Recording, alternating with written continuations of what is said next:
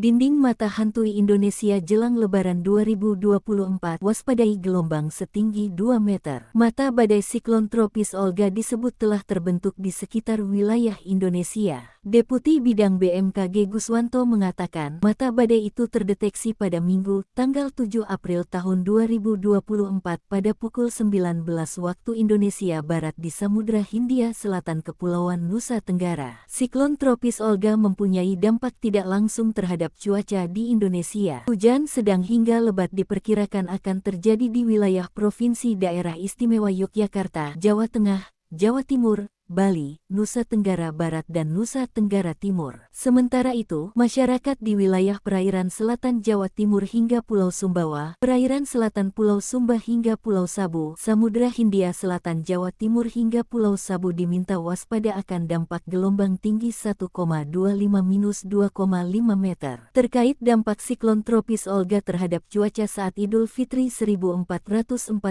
Hijriah, BMKG akan memberikan update secara berkala setiap 24 jam sekali. Mengutip Kompas.com, wilayah mata badai umumnya anginnya rendah, bahkan terkadang tidak ada angin. Diameter mata siklon bervariasi mulai dari 10 sampai 100 km. Selain itu, mata badai siklon dikelilingi dengan dinding mata, yaitu wilayah berbentuk cincin yang dapat mencapai ketebalan 16 km. Dinding mata siklon tersebut merupakan wilayah yang kecepatan anginnya tertinggi dan memiliki curah hujan terbesar. Adapun pusat sirkulasinya berada pada posisi 16,2 derajat lintang selatan dan 118,9 derajat bujur timur atau sekitar 710 km sebelah selatan barat daya Sabu. Siklon tropis Olga memiliki kecepatan angin maksimum 80 knot, 150 km per jam, dan tekanan udara minimum 963 hektopascal. Dalam 24 jam ke depan, siklon tropis Olga diperkirakan akan berada di Samudra Hindia Selatan Kepulauan Nusa Tenggara. Selain itu, siklon tropis ini diperkirakan memiliki kekuatan angin sebesar 45